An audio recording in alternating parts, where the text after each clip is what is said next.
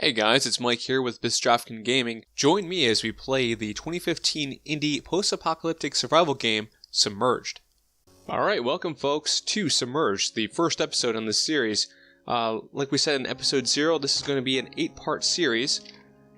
So, let's go over to options. I did try this game out for a few minutes, so we have to go to a new game. And we're going to click on new.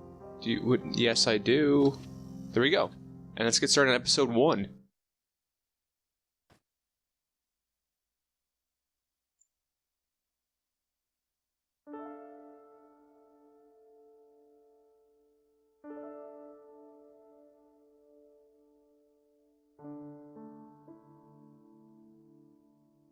Okay, we're going to a deserted city, which is pretty cool.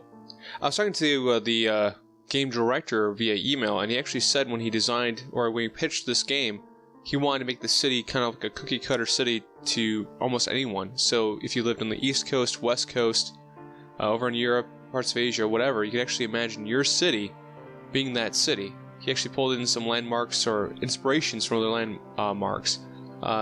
The art you'll actually see in the game, some of the screenshots they actually had something that looked like the Golden Gate Bridge. They had the Ferris wheel from London and some other places. So that was really interesting in how they chose to do this. And of course, as you know from episode 0, the premise of this game is this is after global warming has melted the polar ice caps, and now sea levels have risen, and we're in a beautiful post-apocalyptic world. So let's see how this thing goes.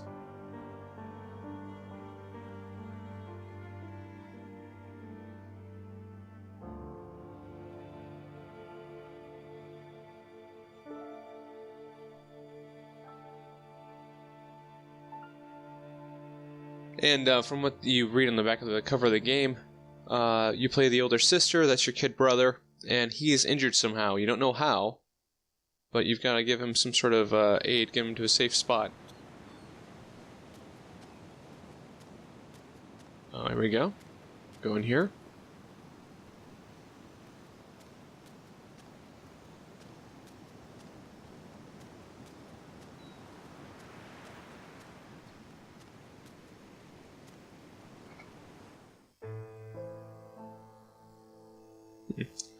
That's pretty convenient. They actually have probably some survivors here because there's a pillow, there's blankets, there's candles. So there's got to be more people around. And here's part of their story. So they live in a village or settlement, and it's of course above water. Those are their parents probably, and that's the, those are the siblings that you're playing. So obviously something bad happened. So that these kids are away, and that looks like he has a laceration. Yep, that is. That looks like a bad laceration across his chest. And part of the stomach, so. Wow. Now that was another thing when I was asking the games director some questions.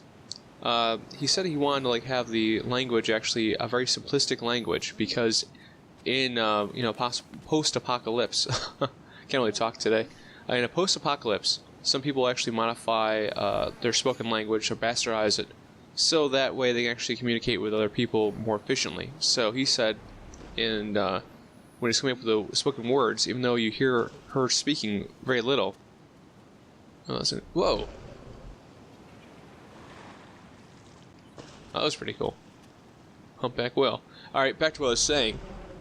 She's speaking like a bastardized version of English. Oh, I got a little card from there. Guess that's a whale. So the language, the characters that you see right here, when he wrote it, it was a very simplistic version of, our typical alphabet. And she uses shorter phrases, so instead of saying go over there, she'll say a modification of that. So I thought that was pretty cool. So right now we have to find something to actually help her kid brother stop the bleeding. If anyone went through a life-saving class or is an EMT or what have you, first thing is stop the bleeding, then, treat for shock and everything else. That's pretty cool. That looks like a parachute. Now, this is another cool thing. I'm rambling on for a second. Let's go hit E.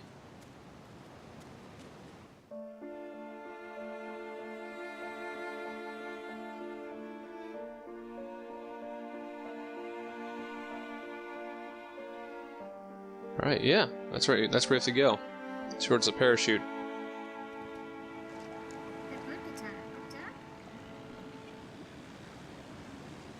Wow. But anyway, that was another question I had for the game's director is, how far in the future does this game take place? And he said he purposely left it blank. So it's up to the player to decide how far in the future this takes. Me being a bit of a geek and actually trying to do a little bit of that, trying to find the answer or make an estimate.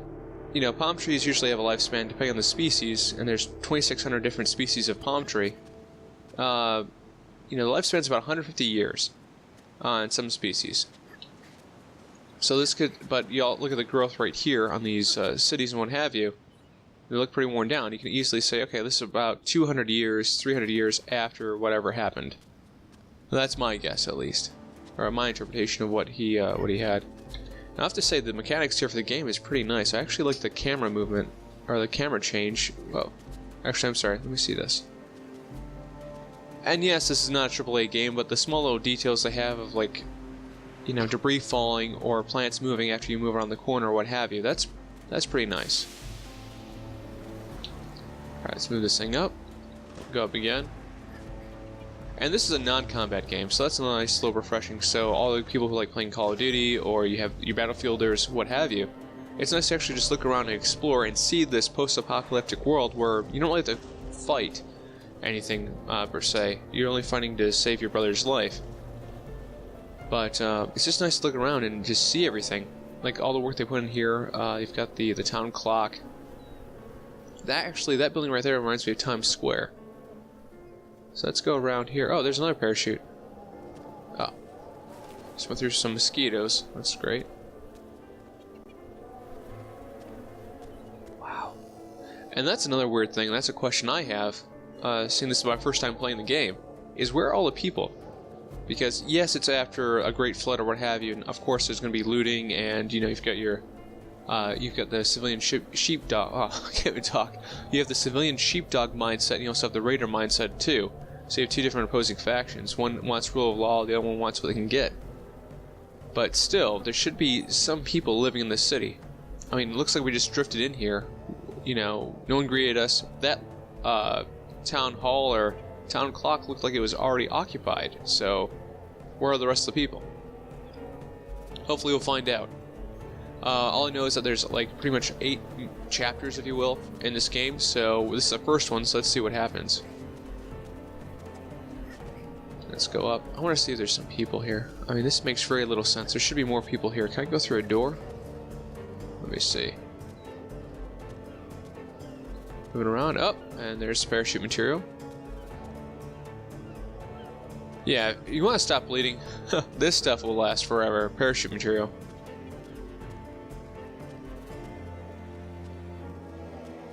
But that's the other weird thing too, like, you know, the time frame for this game and everything. Whoa, what happened here? What's this? Okay, that's an interesting pictograph. And let me just do this quickly, guys, for a second. The city's story, our story, creatures, and landmarks. Okay. So if I don't find everything right here, this will be in the episode plus, where we actually go through and we actually tell the...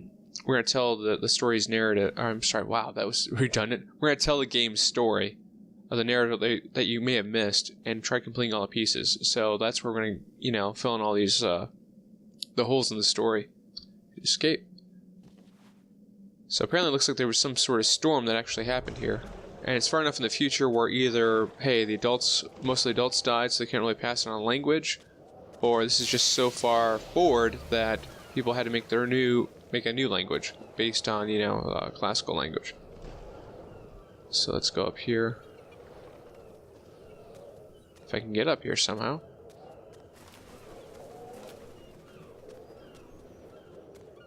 I just went in a big circle. That's great.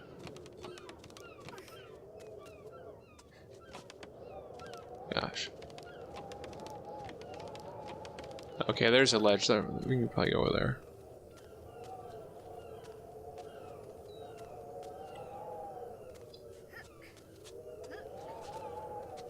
Huh, that's weird.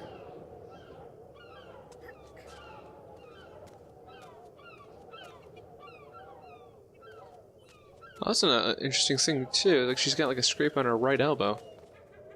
What if they got into a fight or something, or I don't know. This is post-apocalypse, so you're gonna have your pirates and raiders everywhere. Okay, I think I've got to go up there.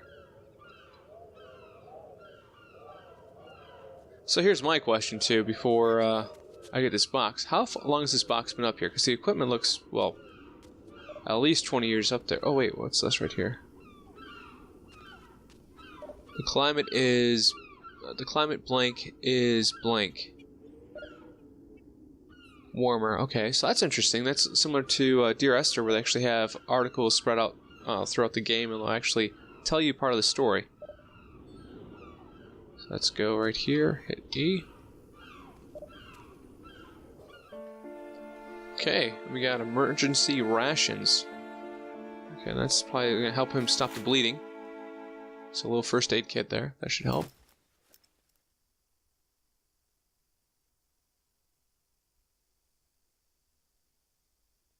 Okay, and I guess that's the end of the chapter, or section if you...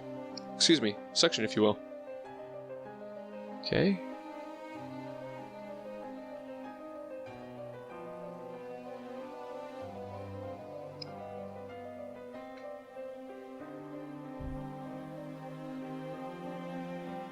Alrighty. And I think that's the end of the chapter, so we're probably going to end it here in about a minute or two. Oh wait, here's the slide.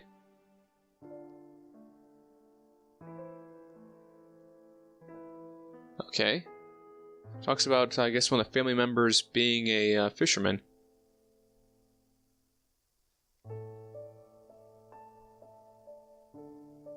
Alright folks, so I guess this is where we're going to end the episode right here. And we'll go into episode 2 and see the next chapter. So, see you later.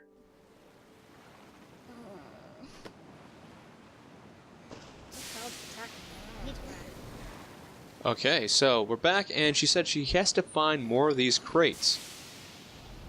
Okay, what's the issue with her brother, though? That's my question.